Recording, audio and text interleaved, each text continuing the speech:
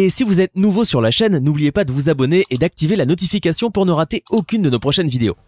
Que la paix et la grâce de notre Seigneur Jésus-Christ vous soient multipliées. J'espère que vous avez une émission Oyo Alain Kabemba, qui est anti-polémique. Les lois commis, frère, vous avez bien. Calme, en fait, la situation de mon frère Alain était à Zalaiki. Mon témoignage ça tellement mon et puis à sali parcours musical ya moulaï à côté bakisi à côté pratiquer belé de temps en temps à chaque témoigner il faut pas se restreindre dans la prière abonde la pour que Nzambe a équipé donc comment bani pour na bana Nzambe bazola na lelo au bazibi soka lelo vous allez émission top témoignage il y en a 9e partie ya témoignage ya frère Alain qui est dans la première partie deuxième troisième tina 8e partie pour découvrir ma camouibele au bazio lelo nata ça c'est un kolo bana bon ba o bazinga lelo mbote na bande ko so kati na nkolo mbote na ndeko na ngai Teddy frère Teddy Mbulu que j'aime beaucoup ba o bazola na nga na tango oyo na lingaki na loba ete que témoignage oyo ndenge prophète auti koloba toujours sala yango mais nga na yebi que y a rien de ce qui se passe sous le soleil c'est que Dieu le sache donc ndenge zo sala mamboye malgré toujours sala ngo molo donc ce qui veut dire que to koma pe na suka nango eza pona esengote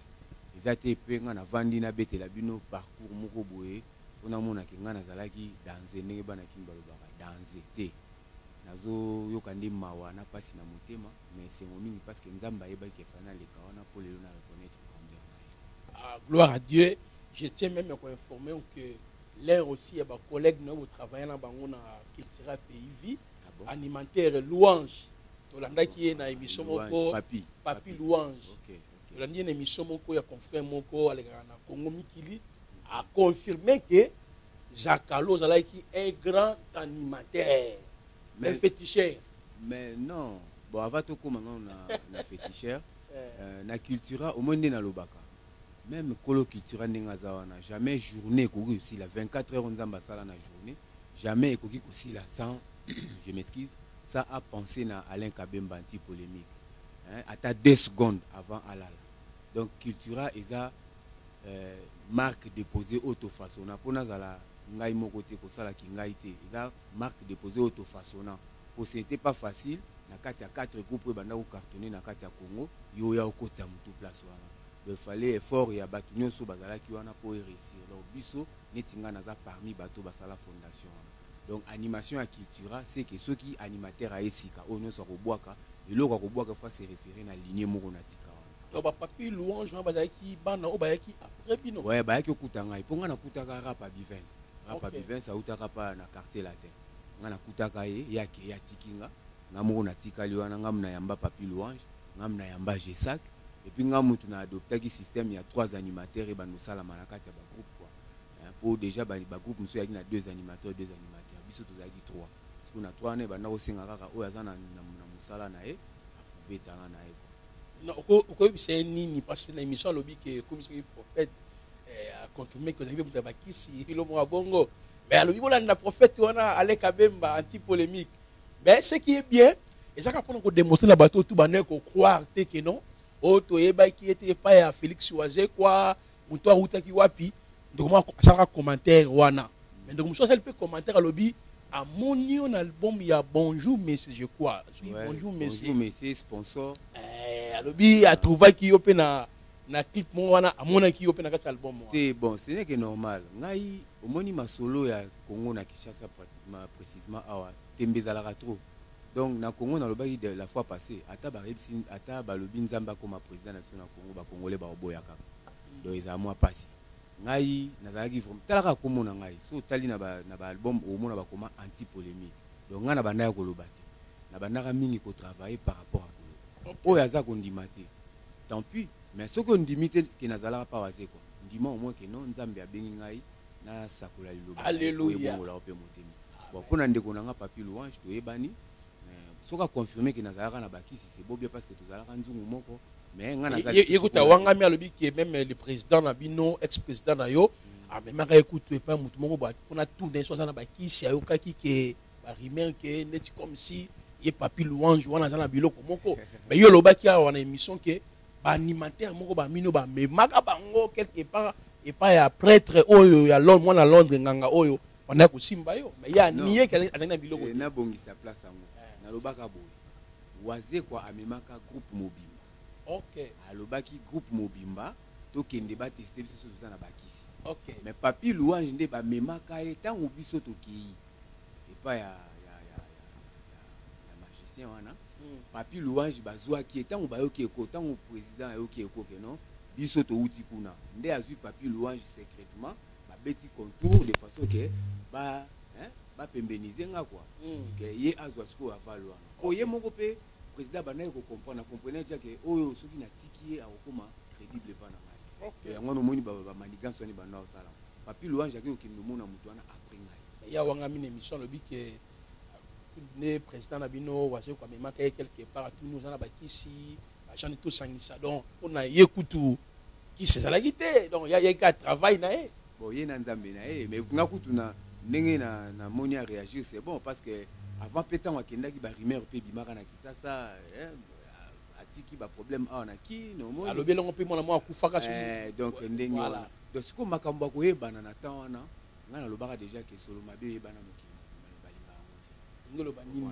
yonde otikala la biloko wase kwa tilelo kaka donc ngolo banini bato ala ndolo yeba yo mais oza ko apporter rien banina no iloko na no lobi solo mabe yebana mokili mais zakalo ba proverbe tikala kaka donc ba yebaka bango mais na travail tozaki différent yango na ko baktel soko lien taba ko bosa ni mais soko lien mutu ko bosa kiko na pe boka mambena izali waze kwa banana yango kutu na sponsor wana zasko biloko Alain Kabemba wana biloko na ngai anti polémique ya kala wana aza moko bongo OK ni aza na ba verbe na OK biso pe atake kozala na kati ya groupe wana na kotanga bible mingi OK sala ke non toyeba pe ko analyser makambo mosusu oyo bafe ezoleka koloba nini avant to konta na détail na yo retour na ton na Brazzaville muto bouger yo bakangi yo na prison olala ki ko quitter parce que soki place wana bien si na dévier moi muke vous êtes juste pour to planter le décor moni émission za ko édifier ba te belé s'il y a des questions il faut ba réplique faut ça la marapé alors okoloba nini pona bandeko tout ba musicien toujours ya wera ya jibe ya kofi ba tout ba musicien ou parfois parce que oloba ki boye personne no ken kuna na kitambo magasin et ça na pas papa mo no ken kuna okutaka be ba musicien musu ba zalaka pe kuna alors c'est que la plupart des musiciens ça na ba pratique wana mais baso landa lelo comme louange landa ki c'est que des milliers de musiciens ba landa yo quel est le message que vous adressez et pas na bango avant de entrer dans détail témoignage bon message à liboso na ngana banda boye na lobaki la fois passée que un homme conscient mutu oyoyo azana bomoto na enyo so evanda pour lelo na otanga bakombo batuté il y a un frère qui m'a appelé pour nous dire que non ça blesse quand il cite le nom des gens merci mon frère Dani Mayas Dani Kanza qui musicien Adolphe Gasco na Kenya alanda kibiso merci totanga su koma mototé mais prophète ndenge ozawana biso to yiboza prophète mais ce que comme benga prophète ya banganga kolobani ou bien prophète ya bandoki ozandoki mbala moko donc ce qui veut dire allez-y comprendre bato baza komi pesa ba surnom pourquoi ba mi pesa ba kombo ba Jésus ba misu ba pesa ba kombo ba ya ba apôtre te ba pesa ba kombo ya ba bato ba incarnaka ba esprit mabe donc c'est un peu ça musique profane nyonso la majorité mais ba cas particulier la majorité et qui n'a qu'à vers la pratique fétichisme donc ndeko moko commenter ki avec la culture pays il y avait pas la magie c'est zakalo dans la magie là non commentaire dans ma vidéo là non bon ils ont confirmé dans le bon lobité que non particulier ezali c'est que na culture il y avait rien yo ne dans biloko na yo non je n'en disconviens pas eza boye pour na lobi yango mais où est-ce qu'ils étaient bazala ki wa pipo lobango c'est que nzambe asi a touché mitema na bango ya motu eza koyoka soni te kolanda le passé te yaka tokota na nzela na nkolo parce que elanga eza monene basali nde bamuke on a un message pour nos collègues un message pour nos collègues nanga donc nanga na bakisa pour na makambo ya kisi oui kisi ezali basali la kisi mais natangi komba moto te nga neti nga bana nanga na lingaka te bayemba banzembo ba misi na biso bayemba parce que eza na ba pratique ya mabe je le dis et je le confirme comprendre po mona keza ba pratique mabe ebungisaka moto na bomoto akomi koyemba makambo eza côté ya merci OK biso toyemba ka poto te ya merci mokuta na kati ya banzembo côté na ba insanité c'est là où Satan règne c'est là où le diable fait son succès. Exactement, les anges adorent Elohim par rapport à la création. Mais nous, l'Église, nous avons adoré par rapport à la rédemption. Apocalypse 5, 8, 10, la parole nous dit par son sang, il a racheté les hommes de toutes les tribus, de toutes les langues, de toutes les nations, il les a fait un royaume de sacrificateurs. Mais cependant, les hommes, les musiciens profonds, bon, on va adorer la créature. C'est ça la différence avec nous. Donc, vraiment, nous avons confirmé le Coran. Tous les gens qui ont fait frère Zakalo, au Brazzaville, tant et pas ex-président Félix Ouassé comme quoi bon Simba quitté, au traversé Brazzaville, dans un moninga na yo, au œuvre na Brazzaville, au continent orchestre, moko banaki ya liboso, ke ami balé pas ya ministre wana, boké na propagande jusqu'à ce que bobeta ki concert et puis betaki parce que tozaki na niveau wana nous avons décision aux gens ce qu'on a vu la Kinshasa pour na obande la vie na yo à zéro tout ce que le maloba o expliquer biso aux aba point fort o yoko ko permettre à comprendre retour na yo les retours na la vie la Kinshasa qu'est-ce que tu as fait na vie la Kinshasa vous avez continué à chanter ou c'était justement au Vendée Kinonga bon merci en fait na retour na vie la Kinshasa ezaki passé ezaki vraiment compliqué après avoir passé ba étape wana ba moment na passé qui na Congo Brazzaville ezaki vraiment difficile pour na koya ko s'intégrer sous na kin potalaka na tikaki kin moi kala il fallait vraiment ko mesana ko kota na ben wana ezalaki passé mais ya liboso na bandaki nanu ngai moko pourtant on a eu groupe etikala ekuna balinga mususu pe batikala ki na Brazza alors nga na yaki nga moko koya na yaki na monaki keno na vanda boye il faut na continuer kaka ko œuvre même en carrière solo OK ndé à ce moment là na yaki ko initiative na meka ko sala album moko période wana album wana na intitulaki yango Goge Magog titre nango ezaki Goge Magog sikoyo koluka producteur ekomaki mwa pasi naye kokutana na journaliste moko azali motema malamu que j'aime beaucoup et puis je le salue Doudou Kunku azaka na RTNC2 abinanga bien en tout cas na banzembo na yo na moni ezosala eza bien et puis ngana ko aider yo na niveau ya média de façon que oyaka ba émission ba découvrir OK et na bandina Doudou Kunku au fur et à mesure nazo le kapena Doudou Kunku na kompe kozwa ba appel tolandaki yo na émission en tout cas c'est beau ndenge nini pona komona yo alors à ce moment là sikoyo ba activité komi ko continuer na yeko sala sikoyo idée na bita olena evanga mo funa luka quelques musiciens pour tozala na bango wana zaki na ba nini précisément wana to komi année 2006 OK 2005 2006 OK na yo kutana na musicien moko Gelor azasiko na BCBG zoyemba na BCBG sepelaka na ye mingi quoi on a vu qu'un jour toyemba na ye toyembela nkolo amen na yo kutana na ye tobandi ko travailler na ye na yo kutana susu na frère nanga mususu Fabien azaki guitariste tobandi siko ba travail na bango toye ko sala banzembo mwa mingi esali ke to sala pe mwa maquette pour ko sala promotion na koti na sali titre moko siko na bibon ndenge na sali titre moko bozo senga sikoyo na banda ko motiver ngo na ndenge ya bonganga na la musango po na moni neti mai do zakalo na atika kate do wana penda ya disco virage asuka donc le virage asuka na signé kaka au choisati OK puis wana ta na lo bana signé na komi pina na déterminé donc ce qui s'agit nga moko na mi pesa pour na musique yango donc na komi pesa kaka comme une décision très farouche quoi na comment déterminé alors tant on a bandi ba travail wana et ko sala ke producteur mo pa ko monana ami moko kaka ndimi abimani producteur ndingi za kana ki abandi pe ko edenga moi ba répétition zo sala ma titi mais ngamo na mona ke zaki moi ou e banda ko peser alors nde siko groupe o etikalaka na Brazzaville Flamme Musique et ko panzana OK alors ba master wana o tozaki na bango kuna ba participer ay koto nde na ko solliciter ba on a dit ah master ndenge eza boye nga na sina zongela e ba travaux boya to sangana to mbela mu master pe ba e to bandi ko travailler na parler to banena na parler na munga fula place au banda musique no zongeli na zongi na source mais na zonga ina étiquette mususu to air wana to na ndosa musique na obeta na ba orchestre baninga na air wana siko ngapi na komi leader mais bato ba kofona ba commentaire ba yebi na munga fula zani na c'est makasi on a lu des commentaires des gens qui on a ko certifier makambo ke bi munga fula zaki ayo te munga fula bon lokwa na yebi lo banzambe na lo basweza ya ngati munga fula nzamba pesa ya ngata wana na yebana pour le loso na sakoli lo banae baza na doute. Alléluia. Ezaki bena terrain oyo na zwaki pena quoi. Siko to bandi ba répétition, il fallait siko ko sala recrutement. Singa bana singa mbongo. Na isi master na mususu pe a son âme a suite a kufa. Na isi na bi master zo mona te kende za boye.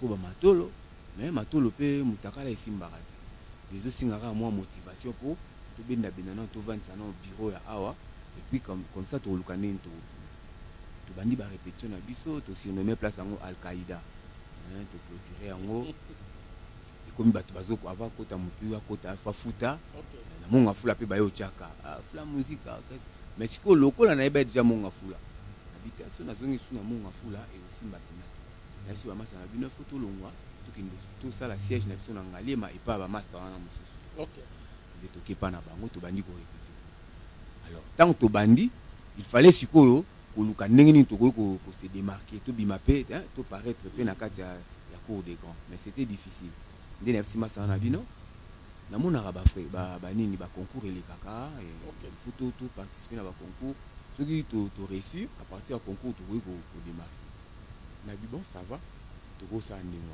mais master connaissant que ngai nalingaka moi kovimbisa masolo na moi simba bango de poto aki 3 bango de pe bakomo beta na ndenge na bango donc bango considérer ba na ndenge na bango jumo na vanda na kamwe na moni nganga moto tikaka na Pointe Noire aye akomi awa na bi papa oyo ko sani o te ba master ba benga ngai fallait to développer bongo bango bazo bengo nga na ebité balikilo boule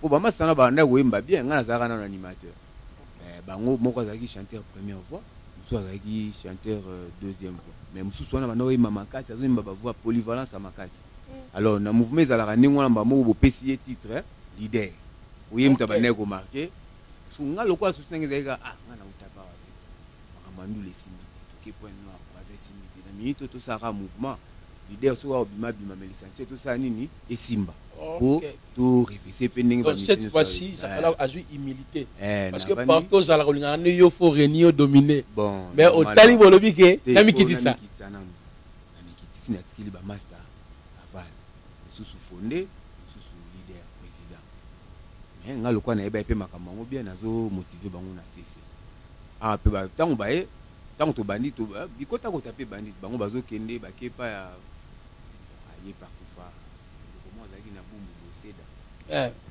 seda on a bengi seda prophète oui bango bazo kende kuna ngai pe siko na ndenge na nga komo kende côté na ngai o na betela ki o lisolo ke no eza na batu makamusu na zongelaka awa na sala ki yango avant OK tango na zongelaki e banda ko simba te mais to lobela ngo pour le belango bien OK après ya makambo ba cimetière OK cimetière alors tant ba master ba eto bandi pe ba travaux to bandi ko to yo salisa kombo to yo komisa kombo na fréquence star tant comme si kombo na fréquence star mais ba pratique on ezala ka ma part fréquence star to zo beta pe ba concert mais nanu penza to démarquer penza te nanu penza to présenter nanu penza ba yebi biso moi ba émission moi ba concert on déjà ayeba ki yo album sponsor monsieur bon Alain Kabemba grand animateur tout à fait donc na niveau na wana bon il faut kaka eloko moral likolo mais e banda ko simba ba moyenyo so na banda osala banda osimba mais na banda pe ko sosola te pour ngana bika il faut persévérer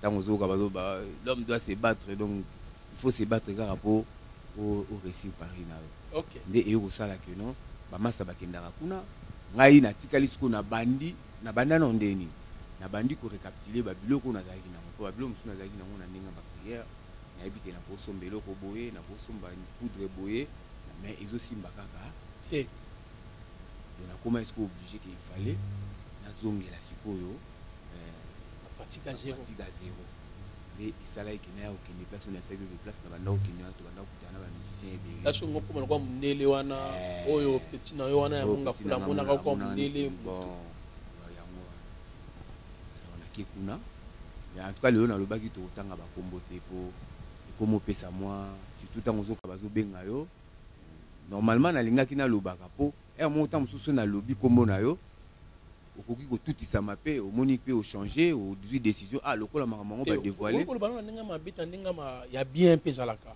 déjà comme to lobela waje quoi na ndinga tout à fait parce que ça passe au utaki to fingité diffamation te Alain Kabemba zalaki musicien ya Félix Waze quoi même pas ça lokola yo pe non zaki na camarade na to kengi na yepa nganga te ça là o accusé te tu dis tout simplement pour certifier que maman loba et ça est outil de gauche à droite. Parce que nazo senga ndenge yo lobi yango ba comprendre pour nga lokwa nazo loba ngo ba comprendre te lokola prophète lobi yango ba comprendre que na koyi ko loba kombo na eza na ninga mabeti na loba ka vérité pour eza témoignage faut na loba ka vérité ya onyo soyo elekaki. OK alors na yo kende na Selembao en tout cas naza vraiment na ba hésitation na kuna nde nakutaki ba musicien belé to kuta musicien belé na mona ba musicien maison mère pe bazalaki kuna ba musicien ya Zaiko pe bazalaki ba musicien ya Tonya pe bazalaki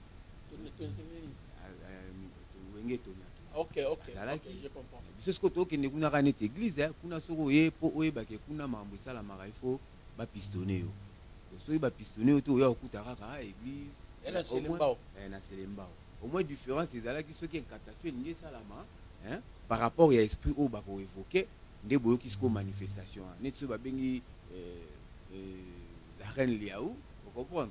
Au monde peu au monde ba manifestation na pays. Ceux qui ba bengi nani Walker, au monde peu ba manifestation na au monde donc esprit nyonso ba ko benga yango ndeko se manifester pour nous. Et puis au monde na moto ba ndeko diriger soit changer akomi ko loba vraiment na tonalité ya esprit wana. Kuna ben na koma ko mona ngo na banda mona ngo vraiment exact par rapport à ninga na ndo lingati. Nga nazaki mutu na linga pampa tikota donc so na ye au lobby to sila ninga ta na benana na banimba la mo OK mais kuna za init ko umela et puis na bande ko hésiter pourquoi pour déjà nazalaki na kin quelque part déjà et lo mo bande ko freiner ngai mais tellement na ebaki na nous grandeur na ngote moyen pe na se dénoncer ezalaki te mais ba pratique banda ko sala matoyo ko banda siko première fréquence star to betaki on a fréquenté secte wana na Selembao tena musicien ya orchestre belo tangi wana ko ba ibana ki ya Zaiko ya wenge Tonya wenge maison mère ba musicien belo ko mona kuna ba pratique bonne ko sala na secte wana c'est qui forme ka ya secte ya soki nani baba sai baba bendenge nini sai baba te kuna ezaki nde au moins kuna ezaki na ba sacrifice kuna ezaki boye soki niveau to banda bana niveau ezaki pigeon mouton vache ou bien taureau comprendre ba sacrifice ezaki ndengwa so lingi schéma moko ya likolo bakosenga 3 pigeons soki eza sous likolo makasi bakosenga 33 pigeons soki eza likolo koleka bakosenga o meme soki eza likolo sous makasi bakosenga o ngombe comprendre donc on est allé qui ceux qui au commis au fur et à mesure bozo sambela au fur et à mesure ça ba demande na yo jour au linga ba ça la cérémonie yango abomi soit pigeon soit meme soit on sambela ndenge nini frère Zakalo ba le kana ba kema na église ba ba exemple na bino ba pri na bino et puis gourou na bino ba ne ko invoquer la qui vivant ou bien comment siko eloko ngonde omoni tango nde siko nzambe ayo ko talisanga ba merveille na ye nde na komo comprendre siko mais comment kuna pe banzembo zaika ya banzembo to imba na ba église wow ka banzembo to imba na ba église yango nde to banda ko imba kuna siko kuna tozaki na neti prophète ndengo za boyonde responsable ya église yango comprendre alors yo ndongo za wana oza siko na ba esprit oyo ezaki soki moto aye osololi na ye oexplike oyo alingi aexplike yo comme ça yebisi ke non oyo wana nga mpona salela yo kisi il faut sala boye boye boye comprendre soki aexplike abiba yo niveau na yo tomoni tobanda na pigeon bon eza donc mosusu ngombe soki amoni ke non travail na osalela yo ezosenga mouton oye na mouton oyo tozalaki mpe na baami oyo tokenda na bango bapesa basakrifisa bamouton nga na bandaka mpe na 3 pigeons mais il fallait to continuer mais to continuer à quitter tozalaki osuka na katikati bona continuer nano alors esali ke tobeta première concert wana ezalaka na Delvaux je me souviens ce jour yango na Delvaux tozalaka 4 groupes te tozalaka 8 groupes masalanga singa bi alino pena na Delvaux pena ekosimba pena touti yo uti monga fula biso touti kuna na DGC to ya ba okese musuna omone uti ngabia zo bangani ezali tosala nzembo na biso moko na interprétation na générique ba pesi biso 15 minutes toyembi interprétation 3 minutes toyembi nzembo na biso moko 3 minutes nyonso etikali wana tosali générique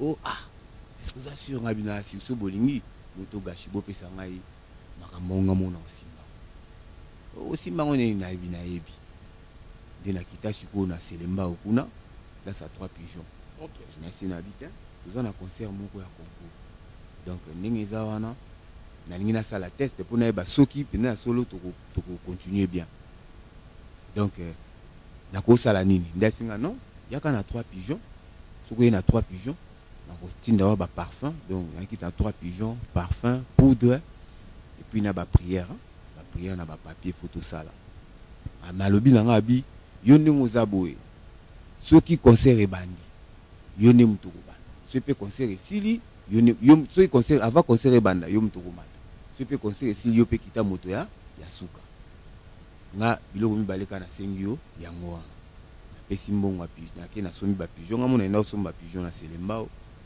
na ye jour à cérémonie bakati po ezaka so basali ninga bokati esili balambi ebolie bakati mutu ya pigeon basali ba cérémonie kati te yo makila tangisi asali cercle okoti na kati ofandi ya bandi osala ba prière wana yo pozo répétango soka asili sa telemi ya kati 2 ala pesi pigeon suka yo kata mutu kati mutu tangisi wa makila ndenge asali pentacle po asali na kati ya cercle asali nini signe za na drapeau neti ya Hitler ya Israël étoile de David bon asali yango kotovani na kati ya banyo sa ba prière yo répéter féliciter ba bouche pour a cercle c'est le monde de musique na kiss makase te kiss ezali soyi bazondima te bakondimaka un jour po nga na koloba na nazala nga évangéliste mais un nouveau régime parce que ba régime nyonso bazondimaka nzambe na pasi peut-être régime onde bakondima nzambe na peine alors jour yango tosali cérémonie tokenda pe concert babengi premier groupe beti bengi deuxième groupe beti troisième sixième sixième biso sikoyo toyaki septième te babi non po bamona biso mpe toyaki mwa âgé par rapport à bagroupe ezalaki batala po bavio bakoyemba est-ce que eza musique ya bajeune banini so bavio yango wana kuti nao nakomi na libandi boye na boye te bavio yango baobenga biso sikoyo fai tomata obeta nzembo nini nabisi bango totravaillaki 3 chansons tobeta avec nzembo moko ya Papa Wemba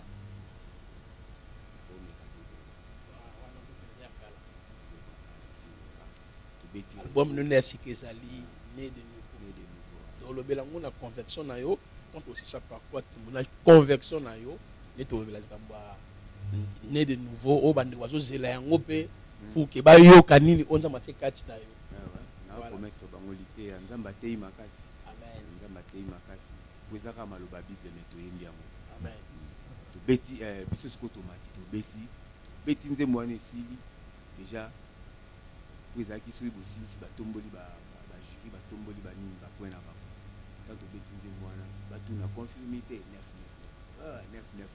9 tous les 4 nini conditions na bapesaka tozwi 9 déjà toganya bango voilà ce que qui s'y appelle on a Selembao ici mais na minute on olobani esimbi kaka faut déjà confirmer le roboya qui voluka. Tant que sali bongo, tous on jusqu'au deuxième tour ou confirmation au premier. Babeti. Le roi babeti sur biso tous à la première bâti sur ce bête na kasu. On est sur la bête sili, la souka sur biso tomate boue pas. Tant to bête sili, mbalamo ba jury babati. Premier flamme musique. Allez, bana mbinda bana ngalima ba sepeli. Sakala zongi. Donc ngamosko na bibon na moni masolo ngo. Esimbi bandi simba. Kinsa se comme yangai. Tozonga. Ce qu'on a tout cas na tour mo to beta demi-finale. OK. To beta sko demi-finale pour na 4 wana ceux qui au ma premier yende sko bralimé lui a produit. Et siko deuxième tour fallait to beta na yolo. Deuxième tour fallait to beta na yolo. Touye na yolo, on a deuxième concert. Na zongi na nukuna na ipsi na bien en tout cas premier concert l'équipe bien. Sikoyo tozo kende deuxième concert, ya neti qualification to sande ne o balanga bon. Tous les canaux étape à mi balé, to ke na 33 pigeons comme ça. Ceux aussi cette étape wana avant ceux ba proclamer le bino premier. Avant beaucoup en étape wana ba studio pour boalima soutenir bino. Oui, ce que tu bêtes chez là, sous de façon que tu peux voir. Voilà ce qu'on gombe. Donc, Papa Zakalo, si on comprend très bien, avant les musiciens, les bêtes, les concerts, donc ça, la pratique à Makasi. Oui, la pratique est zaliko. La pratique est à Makasi. Il y a Makasi penza. Donc, on a vu sur la pratique à Makasi. Au moins, on peut sur exemple, moi, je concert, je suis habitué. Hein? Oui. Conseil monsieur sous Abitumba. Ils ont signe wana ya esprit démoniaque. Abitumba monsieur Suzana ka pour ce bitumbe bandi yo muto mesana makambo wana to osani ni okima. Donc ils ont une façon où nzamba kimisaka pe bana na e kati ya makambo wana. Donc on comprend que non désordre ezali penza. Et puis na lobaka ngo la fois passée ba esprit wana yorula na kati ya concert wana ezwaka bateau baza ba o batinda mape na ba esprit wana. Pour vous se rappeler, dans le bac, non, côté mon Nzamba, le bac, Bible le dit, je connais mes brebis et mes brebis connaissent ma voix. Donc, à ta tout autant dans ma baie, ceux qui Nzamba et Binga, qui n'a aucune éternité, c'est que à cause de Tikatena Sala, ma baie, surpasser niveau n'angai pour Nazala effacer Mbalamo. Donc, à Epanyakabana nae, na ba circonstances nyonso. Oza mwana Nzamba ozokota no concert, neti sikozo landa ngokota no concert. Oza na force monter au sala. Ta pasteur na yo ako forcer au sala iloko moko te mais nzambe tanga koloba non ndoko comprendre que makambo wanda ke ndeza mabe alors to beti tanga bisinga 33 pigeons na bisina bon maître na kena nuna na vanda na réfléchir et comme ça na roya pe sous suite na kena meki pe osola na ba master na la première na bombela ebino mais pour na moni photo to pandara kama mutu no sai batala nani roi, prince, atindaki bosso na salaire makamwa na 3 pigeons mais siko abina ke na 33 pigeons mais akomona na mwa parti bino pe bo épauler to pe ba pigeons master muso etinga bia wana kuku rien wana on pande bouteille à whisky parce que na pe na tenir ba mobo sina ma bouteille à whisky oh je comprends ba ben ça qui me suit wana wana zali papa godaza kaka kuna azova na pa master wana ya koma eneti ye akoma neti dirigeant yes comme tu as dirigé mouvement quoi le maramine surtout ça là ezaki nango kaka frata de lokuta ezaka charlatan bon à niveau ngai na yebele makambo ngo na monaki ka charlatan comprendre yes quoi comment est-ce qu'on est yende so biso mo récite salami allez ils ont neti yende mutaza bina ko simba makambo ngo OK on a expliqué à ma sabité biso déjà tout que côté mon photo mara wifi na bien na comprendre ce que ils a la roka OK déjà ndenge to banda ko na souté moyen to continuer ensemble exact et to go na go ça l'effort na réussir 33 pigeons na memeli tout ça l'ipé cérémonie na ba frère mususu ya église 2 jours avant na ba frère mususu église église et la église era église mais à molili mais tu le pèse si le Lezali. Ah bon? Si le Lezali. On est pour moi, continue notre témoignage là. Alors, tout ça, les cérémonies ici, tout les pigeons à Bissouana. 2 jours après, il fallait concert. On a passé 33 pigeons. 33 pigeons, il n'y a pas si pour nous concert. Mais, pour la déterminé, le cas qui est en bas. Il a sali la cérémonie ici, les jours à concert, tu as tapé concert. Mais, dommage, tu as ma deuxième. Donc, disqualifié, moi, Bralima produit au biseau, exacté. Ah, et si quoi? Ils ont forcé nous autres, ou bien ils ont solo. Mais mon thème, maman, ils ont simba, continuer au simba. Ah, ça va. Tant qu'on concert ici, tu catanite, tu as une vie normale et orchestre. Tu as une vie normale et orchestre, et ça là que. On a comme une idée, nous sommes next maman sans la vie. Tu vas vendre la beauté, tu vas mettre dans la production, tu vas au côté studio, il faut garder au côté studio. Il faut garder au côté studio. Tout ça l'effort, tout banana nous et après, tu vas le tout ça. Tout le monde va contacter belé, va relation belé, mais pour tout ça la peine est vraiment bien et ils allaient guider, bana aussi mbaté. Donc makamou déjà quand on est bébé qui n'a niveau à Brazzaville. Oya koto makambo ngasko na komi ko forcer mais na comprendre ki nanga na no penzati nazo forcer kaka nazo forcer ti e ko sala que flamme ezo simba pe lisusu ti na ba master na moi désordre e okota bango ba décider ba répéter à côté na bango nga pe na bina répéter à côté nanga donc na répéter à côté nanga mais wana déjà tu réaliser makambo ebele na kisasa pe ba komi ko imiter on ponga na zaki na ba musicien. Ils ont musicien, Flamme Musique, ils ont musicien et puis ça pas fallu. Flamme Musique, on a composé Banzembo, oh le loba musicien miné, il a fois passé dans l'andi de Gonanga héritier. Avant d'azo yemba Nzembo na yemba depuis 2003. Il y a un mobimanga bimsa un album na. Donc la vandi na zota là, ba danseuse nanga ba danse na biso tout ça là qui ba marquant fois. Bandeko na nga selemba o babimisaki yango biso tout to revêtir yango mona danseuse mo ba linda Dalia wana ya ba fruit na ngai. OK, comprendre basé belé basé belé nga za anti polémique na anti polémique dans na banzembo na kati ya ba orchestre miné na banzembo ti na kati ya orchestre grand maître na bidé et ba grand chanteur neti ba Redi. OK, comprendre.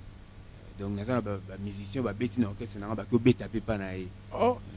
Donc tant on a monique kuana il faut dépenser mingi makamango ça les simbate.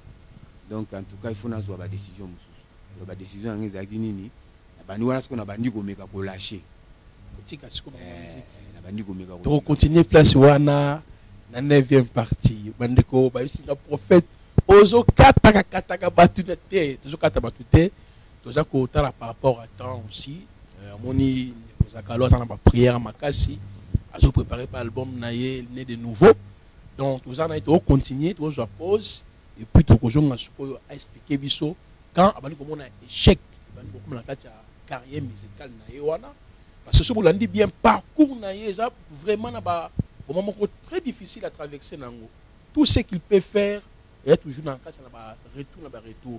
Or, il y avait déjà les signes appels Yanzambe. Papa Zakalo, tu comprends que le concert tu es bête à Maka. Dans la place publique, dans la salle, il y a tout le monde mystique. Parce que bino au coup de l'orchestre assez, ben vous allez déjà toucher gauche à droite entre bino. C'est ça. Alors, ni nous pouvons ça, na bana na Nzambe ça chrétien. Mais ba téléphone ba banzembo bato wana ba yembaka ba bina kayango pona bango ça lango normal. Qu'est-ce qui est caché derrière ba concert et ba cantique oyo et ça a chanté par ba musicien profane. Bon, na lobaka la fois passée tant au bandai na début que au moment où nous vivons ceux qui oyebi ndenge mokilo ezotambola te tu es un malheureux. Vous avez vraiment mutu ya mawa na nenga mabete ndeko na bengi o malheureux te mais soki oyebi ndenge mokili ezotambola te parce que na lobaka pe na pesaka verset biblique na lobi diable a lobi na Jésus si tu te prosternes devant moi je te donnerai la gloire de ce monde. Jésus n'a pas contesté soko tangi écriture wana bi omona Jésus aloba te que non mokilo eza ya biso yo kopesa nga ndenge ni mais Jésus a dit que il est écrit tu ne tenteras jamais l'Éternel ton Dieu. Donc mokilo nde toza boza ya Satan tous ces pratiques et ça la makako kamwata eza makambo déjà Bible et c'est le baki que makambo ko sala mana mokili parce que eza yango ya sikati eza makambo bandai ko sala ma déjà.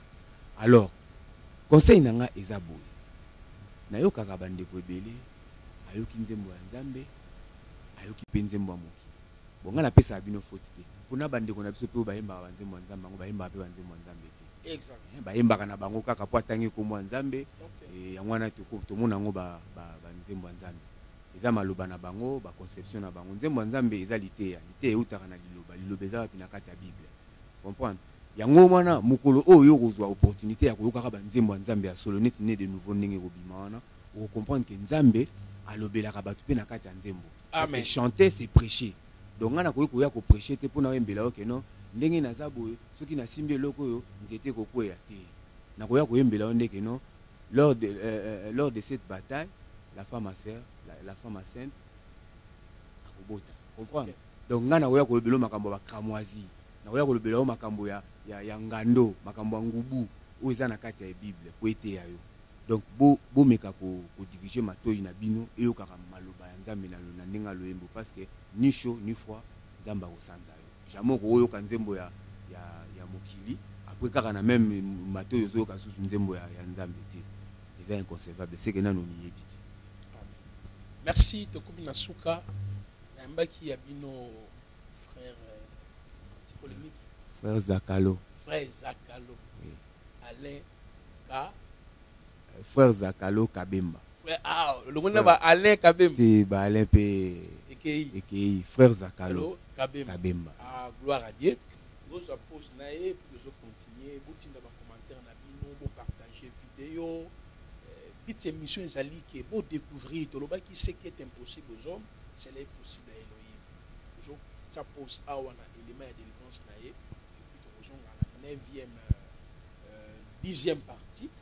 10e partie et tout le belasco moi parcours na ville à Kinshasa comme ça plateau spécial moi je vous avez 2 heures du temps ou 3 heures du temps convection naie procédure ya convection naie tile là comment on a commis on a même mission les sous partie T hein papa Alain on peut mettre quelque chose à 1 heure à 2 heures du temps on s'exprimer en long et à large pour que ba l'ensemble ba ça édifier.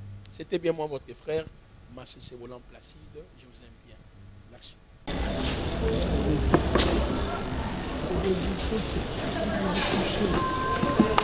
Zuzika.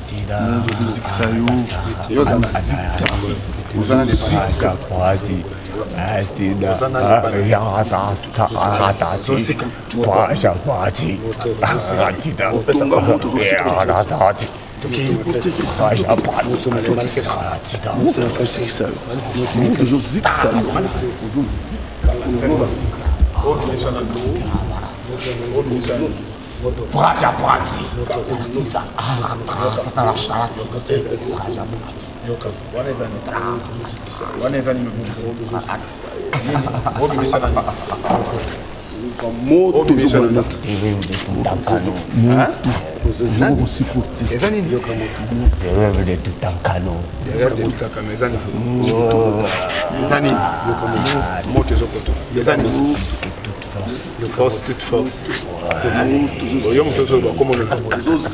Comme le nom de Jésus-Christ. Raja Prati Dastik Aïnarati. Raja Prati Aranayati. Ok, Ozana.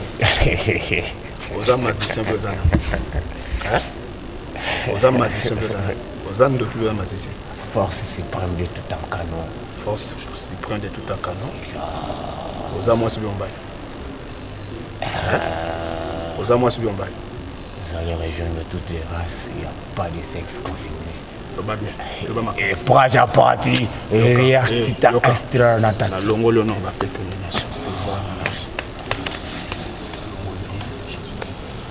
Loba bien sûr. Même. Loba bien. Hein? Toza moi c'est bien bas.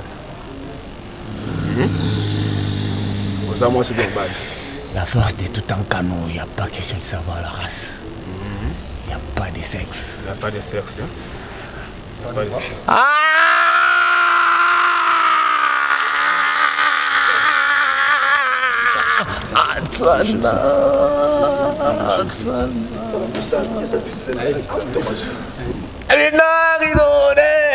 Yoka.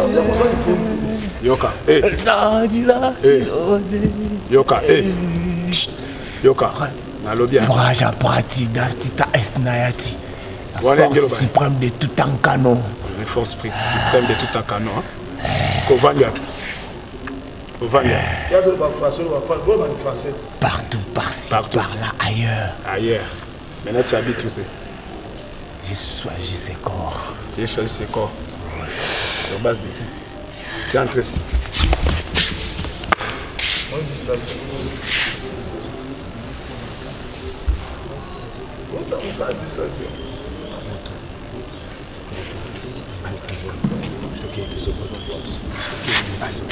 Zobuka on a paralysé comme faible.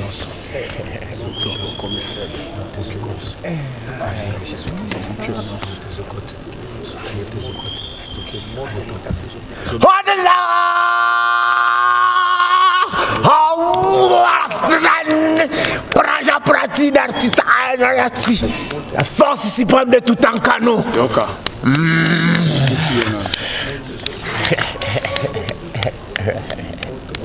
Yoka. Yoka. Allez. Nous aussi qui sont aussi qu'on y est. Ce qu'on y est au vendeur. Au vendeur. Hein? Au vendeur. Au vendeur. Allez toquer, moto, allez moto, allez moto. Même la place au Fandé, même la place aux allées, et à l'osaka, dégradé aussi, et à l'osaka, dégradé, c'est quoi ça? Allez yoka moto, bisika nyonso yo vandi, ozo yoka moto, tozolo ba moto,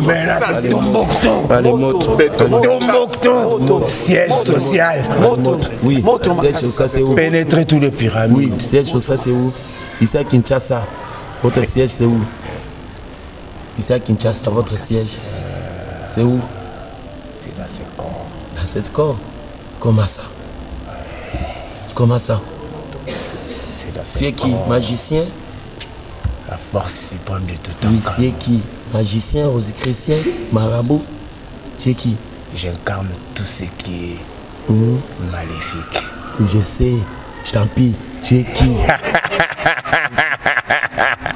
Praja Prati et Tita Naiti. Hein? Qu'est-ce que tu as fait? Tu as fait quoi?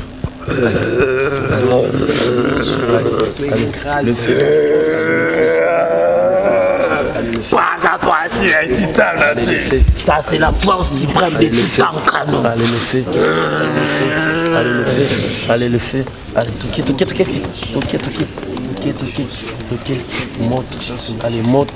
Allez monte. Toquer. Allez toquer.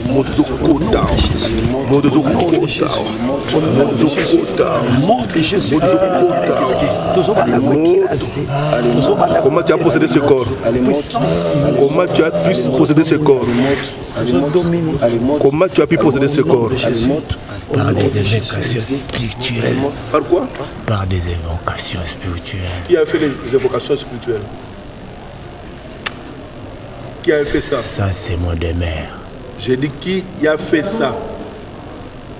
Qui a fait la les évocations? La force suprême de tout un canon. Qui t'avait invité dans ce corps? J'incarne tous ces corps que je peux. Et je peux bien détruire ma situation, tout esprit maléfique. Tu n'as aucune force devant Jésus-Christ.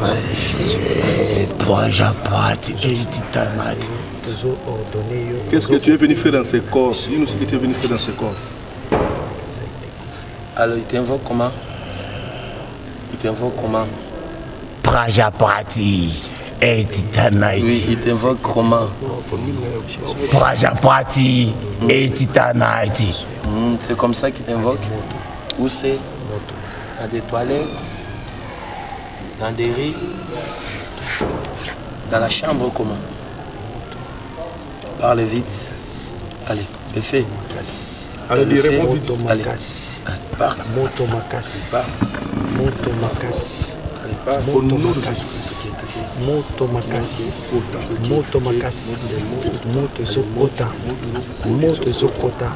Au nom de Jésus. Alléluia moto. Zobaki cette dimension moto, zopeli sa moto la dimension supérieure. Zomati sa moto la dimension supérieure. Moto na zambe zozikisa. Zobanda kutumba ezala uzana. Il n'y a aucun nom qui est au-dessus du nom de Jésus-Christ de Nazareth. Celui qui est en nous est plus fort que celui qui est dans le monde. Par notre puissance qui nous a été conférée par Jésus-Christ de Nazareth. Zobanda kupesa yo métier. Yo ototikala na obéissance, il y a puissance, il y a parole de Dieu au nom de Jésus-Christ. Prajapati Aititanaiti. Prajapati Aititanaiti. Au nom de Jésus-Christ. L'Esprit suprême de tout en canon. Quel pacte il a fait avec toi? Quel pacte il a fait avec toi pour que tu entres dans son corps? Je poussais des globes terrestres. On s'en fout de ça. Comment tu es entré dans ce corps et quels sont les pactes qu'il a fait pour que tu entres dans son corps?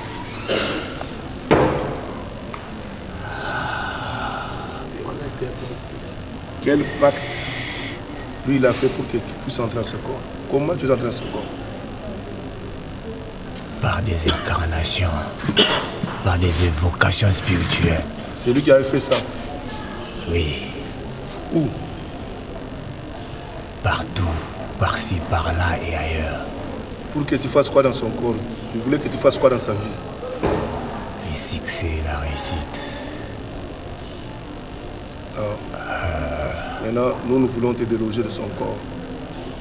Des globes terrestres. Des globes terrestres. Des globes terrestres. Qu'est-ce qu'il utilise? Des globes terrestres. Qu'est-ce qu'il a de toi? Qu'est-ce qu'il a de toi? Qu'est-ce qu'il détient de toi? Des globes terrestres. Des globes, qu'est-ce qu'ils font? Des globes terrestres dans son corps? Oui. Hein? Des globes terrestres. Tu as mis des globes terrestres dans son corps? Oui. Allez, fais-les sortir. Pour faire quoi? Des globes terrestres, pour faire quoi? Pour assurer tout ce qu'il en a besoin. Hein? Pour assurer tout ce qu'il a besoin. Comment ça? Avec des globes? Les globes, c'est pour le monde entier, non? Oui. Maintenant, à part des globes terrestres, il y a des livres. Il y a des livres. Il y a des poudres. Il y a des parfums. Ce ne sont que des obéissants. Quoi?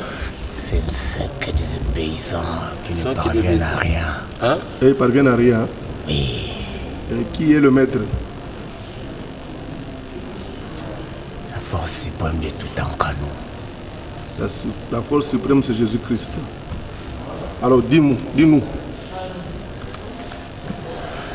Qu'est-ce que tu fais dans son corps? Qu'est-ce que tu es en train de faire comme mission dans son corps?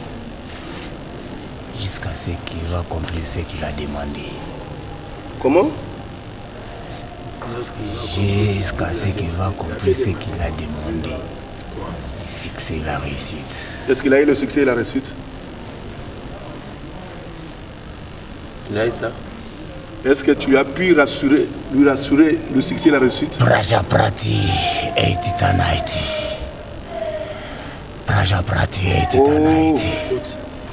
Réponds à la question au nom de Jésus-Christ. Prajapati et Titanaiti. Qu'est-ce que tu as fait jusque-là dans sa vie? Tu l'as fait remporter. Qu'est-ce que tu as fait jusque-là dans sa vie? Il y a un petit monde avant. Ah. Un désobéissant ne reçoit rien. Lui, c'est un désobéissant. Oui. Qu'est-ce qu'il a fait pour désobéir? La force suprême de tout en canina et que je mets neutralisé. Relancer, mélanger. Neutralise maintenant la force canon. Il t'a mélangé avec quoi? Ce n'est que le débit. Praja Prati et Titanaiti. Il t'a mélangé avec quoi? Ça, c'est la force suprême de tout en canon. Ah, c'est pas un problème. Jésus-Christ qui est la force suprême. Dis-nous. Il t'a mélangé avec quoi? Allez. Il t'a mélangé avec quoi? Il a désobéi. Quoi? Qu'est-ce qu'il n'a pas fait qu'il devrait faire? Je n'ai jamais été mélangé avec d'autres. Qu'est-ce qu'il a? Il t'a mélangé avec quoi? Je ne sais situer, je ne sais quoi. Tu ne sais pas prononcer le nom de Jésus-Christ. Hein? Allez, parle. Dis Jésus. Il t'a mélangé avec Jésus-Christ? Il t'a mélangé avec Jésus-Christ?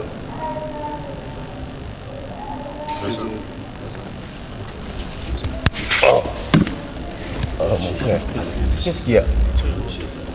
Attends. Oui.